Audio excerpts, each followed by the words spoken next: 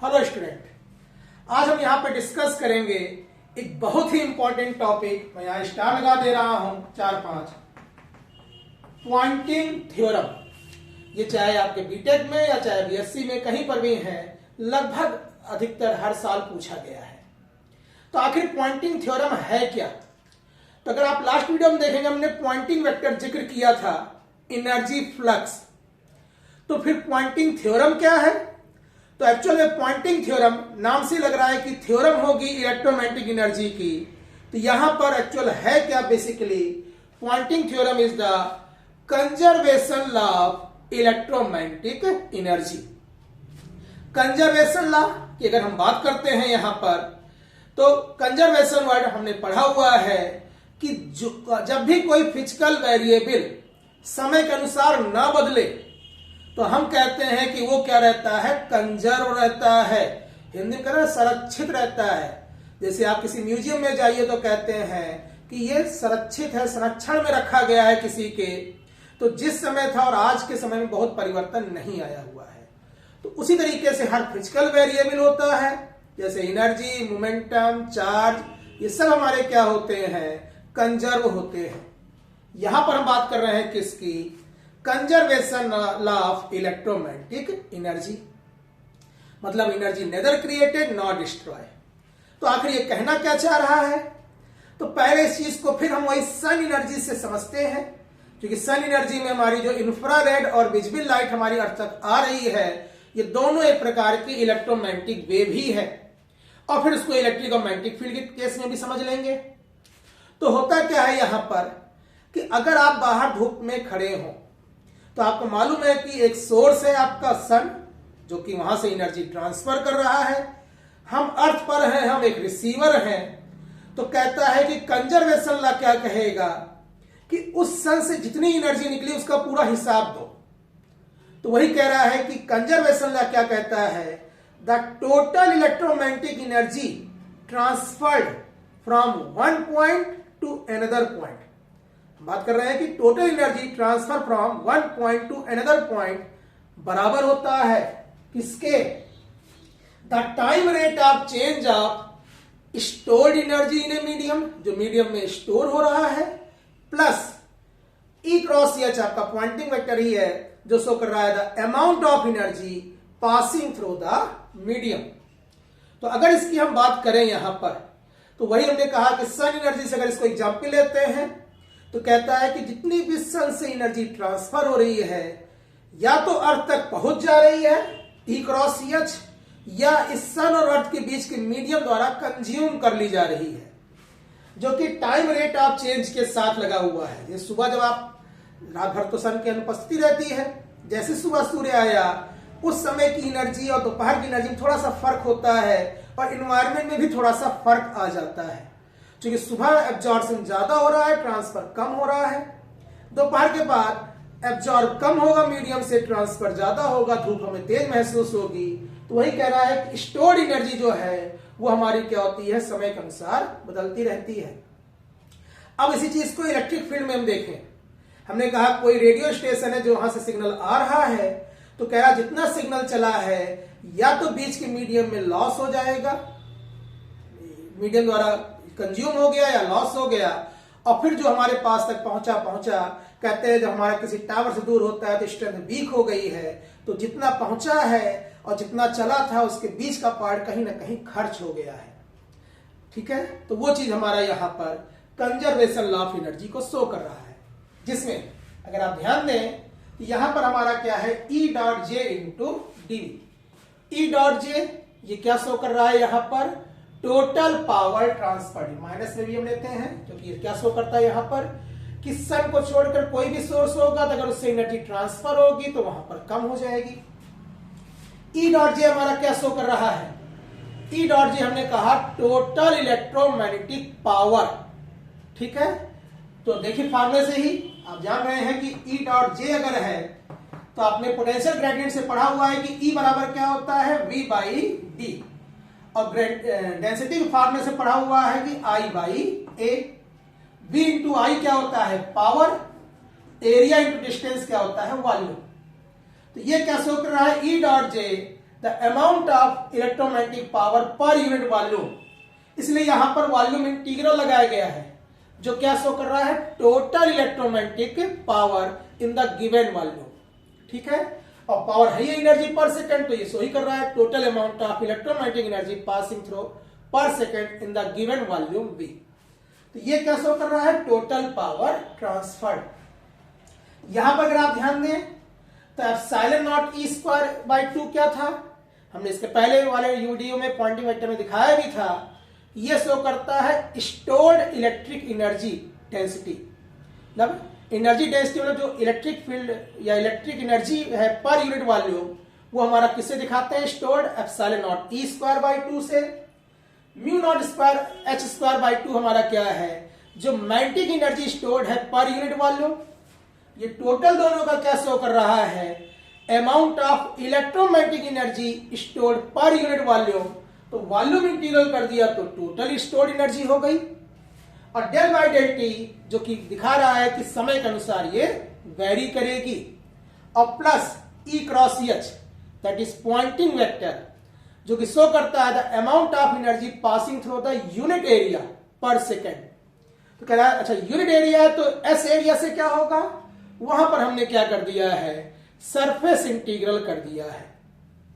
तो ये हमारा क्या शो कर रहा है, the total amount of electromagnetic power transferred from one point to another point equal to होगा sum of electromagnetic energy stored per unit volume time derivative के साथ and energy passing through the given area. अब अगर इसको हमने कहा कि proof करो, खाली हम कह देने से नहीं मान लेंगे, तो कहना चलो प्रूफ करते हैं। चूंकि बात यहां पर हो रही है इलेक्ट्रोमैग्नेटिक वेव की, तो मैक्सवेल आएंगे ही आएंगे, तो कहना चलो मैक्सवेल का यूज कर लेते हैं। तो मैक्सवेल का फार्मूला हमने पढ़ा हुआ है। मैक्सवेल फर्स्ट इक्वेशन होता है divergence equal to rho upon epsilon not, ये होता है divergence H equal to 0। Third है हमारा curl E equal to minus mu not del H by del T, और चौथा होता है curl H equal to J plus epsilon not del E by del T. हो सकता है आपने डिस्प्लेसमेंट में पढ़ा हो, तो हमने इसको इलेक्ट्रिक फील्ड में चेंज कर दिया है, D बराबर एप्सिलॉन नॉट E से। तो ये हमारे मैक्सवेल के चारों इक्वेशन है। अब कहता है कि प्रूफ करने के लिए क्या करें, आप देख रहे हैं E डॉट जे यहां पर ये दिख रहा है, तो ये खुद ही इंडिकेट कर रहा है कि हमें करना क्या है। इस चौथी इक्वेशन में हम E से मल्टीप्लाई करेंगे डॉट प्रोडक्ट में, और जो तीसरी इक्वेशन है मैक्सवेल की, इसमें हम मल्टीप्लाई करेंगे H से।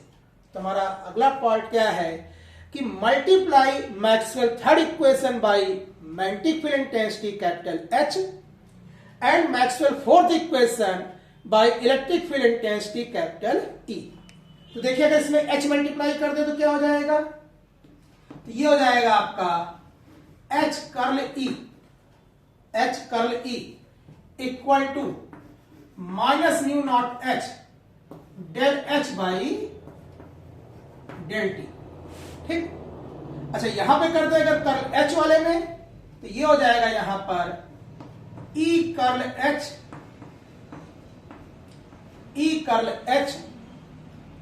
E मल्टीप्लाई किया इक्वल टू क्या हो जाएगा, E dot J plus epsilon not E del E by del T. तो हम देख क्या रहे हैं कि हमारा इक्वेशन क्या किया है कि मैक्सवेल थर्ड इक्वेशन में हमने H का डॉट प्रोडक्ट लिया, और इक्वेशन 4 में हमने E का डॉट प्रोडक्ट लिया। ये हो गया हमारा इक्वेशन 5, ये हो गया इक्वेशन 6। अब कह रहा है कि इसमें क्या करें, 6 में 5 से 6 को घटा दें, हम सब्सट्रैक्ट कर दें इक्वेशन 6 फ्रॉम इक्वेशन 5। तो अगर ऐसा करेंगे तो क्या हो जाएगा, ये आपका ये हो जाएगा H curl E minus E curl H। ठीक, बराबर क्या हो जाएगा, बराबर इसको पहले लिख देते हैं तो माइनस में हो जाएगा, तो माइनस E डॉट जे ये भी माइनस में है, ये भी माइनस में है, तो ये हो जाएगा minus epsilon not E del E by del T और minus mu not H del H by del T. हमने किया क्या यहां पर, सब्सट्रैक्ट किया इक्वेशन 6 फ्रॉम इक्वेशन 5। अब ये हमारा फार्मूला बना हुआ है। इस फार्मूले को थोड़ा सा सिंपल हमें करना है, तो सिंपल करने के लिए देखिए हम क्या क्या करेंगे यहां पर। अब मैक्सवेल का हमारा काम नहीं है तो हमने इसको हटा दिया। अब देखिए यहां पर H curl E minus E curl H. अगर आप वेक्टर अलजेब्रा देखें तो वेक्टर अलजेब्रा कहता है कि डाइवर्जेंस ई क्रॉस एच, मतलब सीधा सीधा क्या शो कर रहा है, del dot E cross H बराबर होता है, जिसने पढ़ा है फार्मूला उसके लिए तो डायरेक्ट है, ये नहीं पढ़ा है तो ये तो पढ़ा ही है कि किसी दो फंक्शन का जो डिफरेंशिएशन करते हैं तो फर्स्ट इंटू सेकंड का differentiation plus second into first का डिफरेंशिएशन। बस यहां पे इंटू में ये डॉट है, ये क्रॉस है, इसका ध्यान देना है। और ये भी देखना है कि जब फर्स्ट इंटू सेकंड करोगे तो सेकंड इंटू फर्स्ट करने में जब क्रॉस होता है ए क्रॉस बी तो बराबर हो जाता है माइनस बी क्रॉस ए, तो माइनस हो जाएगा। तो होगा क्या, देखिए यहां पर तो कह रहा है फर्स्ट इंटू सेकंड, तो हमने एच को पहले बाहर किया तो डेल किया किसका, डिफरेंशिएट किया हमने ई का, डेल क्रॉस ई। और जब हम उल्टा लेंगे तो माइनस हो जाएगा, माइनस हो गया तो क्या हो जाएगा, अब ये ई बाहर आएगा तो ये हो जाएगा del cross H. Del cross E क्या पढ़ा जाएगा, एच कर्ल ई, और माइनस ये क्या हो जाएगा, ई कर्ल एच। तो आप देख रहे हैं कि एच कर्ल ई जो आपका यहां देखिए पहला टर्म है, देखिए यहां थोड़ा सा यहां बाउंड्री लाइन अलग कर देते हैं, जो H curl E minus E curl H है वो बराबर एक्चुअल में किसके होगा, डाइवर्जेंस ई क्रॉस एच के। अच्छा, इसी तरीके से आप आरएचएस का सेकंड टर्म देखिए, epsilon not E del E by del T. इसको आप क्या लिख सकते हैं, इसको आप लिख सकते हैं del by del T of epsilon not E square by 2। कैसे लिख सकते हैं, कह रहा देख लो ओपन करके, जब डिफरेंशिएट करो उसको क्या होगा टाइम के रिस्पेक्ट में, एप्सिलॉन नॉट बाई 2 बाहर आएगा, ई स्क्वायर का जब पहली बार करोगे तो 2 ई होगा, तो 2 से 2 कैंसिल, तो बाहर क्या हो जाएगा एप्सिलॉन नॉट ई, और फिर ई का करोगे तो del E by del T, तो यही तो होगा। अच्छा, उसके बाद दूसरे वाले का देखोगे तो mu not H del H by del T भी क्या होगा, ये भी होगा del by del T of epsilon not E square by 2। तो हम क्या देख रहे हैं यहां पर कि जो हमारा इक्वेशन आया हुआ था उसका LHS H curl E minus E curl H बराबर हो गया डाइवर्जेंस ई क्रॉस एच के।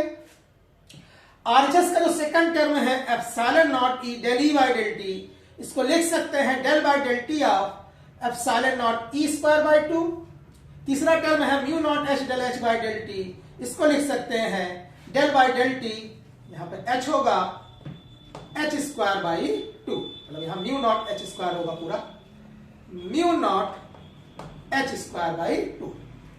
अब ये तीनों वैल्यू उठाकर यहां पुट कर देते हैं तो देखिए क्या हो जाएगा, हमने इसको हटाया, जो प्रूफ करना है उसको नहीं हटा रहे हैं, H curl E minus E curl H क्या हो जाएगा, ये हो जाएगा divergence E cross H equal to minus E dot J, ठीक। और उसको हमने क्या लिखा, हमने कहा minus del by del T of epsilon not E square by 2, last वाले को लिखा minus del by del T of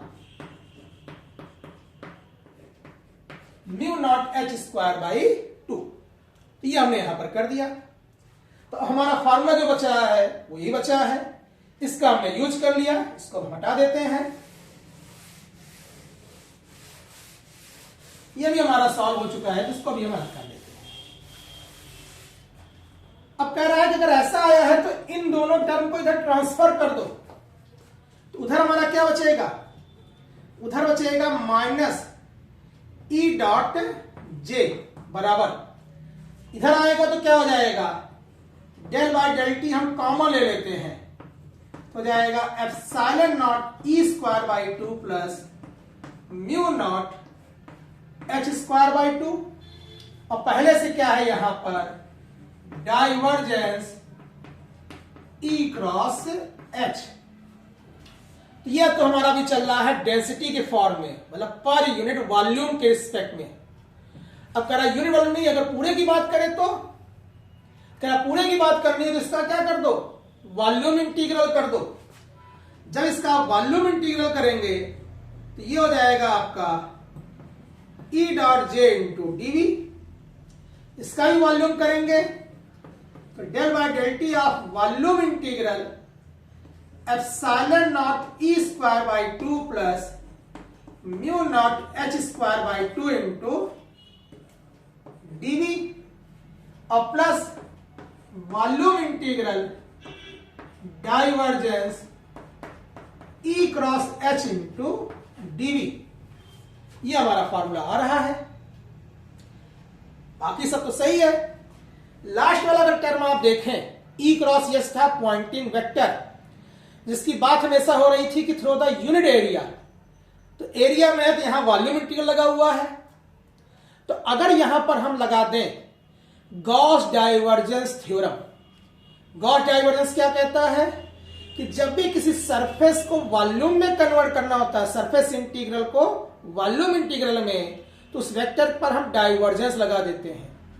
तो अगर वॉल्यूम से सरफेस में आना हो तो डाइवर्जेंस हटा देंगे। तो अगर इस वॉल्यूम इंटीग्रल को हमने सरफेस में चेंज किया तो डाइवर्जेंस हट जाएगा और क्या बचेगा, सरफेस इंटीग्रल ई क्रॉस एच इंटू डीएस, जो कि यही हमारा फॉर्मूला हो गया।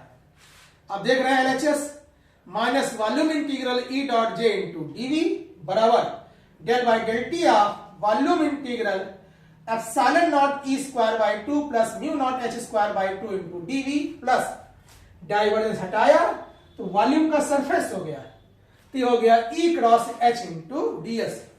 ये हमारा हो गया स्टेटमेंट पॉइंटिंग थ्योरम का, जिसमें हमने बताया कि पहला क्या शो कर रहा है, टोटल इलेक्ट्रोमैग्नेटिक पावर ट्रांसफर जो हो रही है। ये क्या शो कर रहा है, द स्टोर्ड एनर्जी जो है time rate of change of stored energy, और वो क्या शो कर रहा है, ट्रांसफर्ड एनर्जी जो कि पार होकर यहां तक पहुंची है। एग्जाम्पल सन का लिया तो हमने कहा कि सन से जितनी एनर्जी चली वो ये है, सन और अर्थ के बीच के मीडियम में जो कंज्यूम हो गई वो ये शो कर रहा है, और जो पहुंची हमारे पास तक जो रिसीव हुई है अर्थ पर वो हमारा क्या है, लास्ट वाला टर्म है। टोटल हिसाब है, कंजर्वेशन लॉ फॉलो कर रहा है। ऐसे हमने कहा हमारे मोबाइल का सिग्नल, कोई भी इलेक्ट्रोमैग्नेटिक वेव हम ले ले, रेडियो का सिग्नल, टीवी का सिग्नल, जितना चला रेडियो स्टेशन से और जितना हमारे पास पहुंचा, तो हमारे पास पहुंचता है ये पॉइंटिंग वेक्टर, चला इतना और बीच में जो कंज्यूम हो गया, जो खर्च हो गया, जिससे कि हमारे पास पहुंचते पहुंचते सिग्नल वीक हो गया, वो ये शो कर रहा है। तो ये एक्चुअली में वही हमारा शो कर रहा है conservation law of electromagnetic energy. ठीक है, तो ये था हमारा पॉइंटिंग थ्योरम। स्टार देखिए मैंने 4 लगाए हुए हैं, जहां पर भी ये सिलेबस में है वहां पेपर के हिसाब से मुझे लगता है कि अगर 5 पेपर देखेंगे तो एक आध छोड़ दें तो 4 में आया होगा, और नहीं तो इसके न्यूमेरिकल तो आते ही आते हैं। ठीक है, तो बहुत ही इंपॉर्टेंट टॉपिक है बीटेक के लिए भी, बीएससी के लिए भी, जो आप इससे तैयार कर सकते हैं। तो इसको आप जरूर तैयार करेंगे। नोट्स के लिए आपको मैंने बताया था कि एक आप टेलीग्राम ग्रुप है, उसमें आप ज्वाइन करेंगे तो वहां पे आपको नोट्स भी मिल जाएगी। ठीक है, तो चलते हैं, इसके बाद हम मिलते हैं अगले वीडियो में। अगर आप ये समझ में आ रहा है तो आप कर क्या सकते हैं, आप चैनल को सब्सक्राइब कर सकते हैं। आपके जो भी मित्र ग्रेजुएशन में हैं, जो कहीं या तो बीटेक कर रहे हैं या तो कहीं से बीएससी कर रहे हैं, उनके साथ आप इसको शेयर भी कर सकते हैं, जिससे कि उनको भी फायदा मिलेगा और मेरा भी चैनल आप प्रमोट होगा। तो आपसे उम्मीद है कि आप ये करेंगे। इसी तरह के वीडियो के साथ मैं मिलता रहूंगा आगे। धन्यवाद।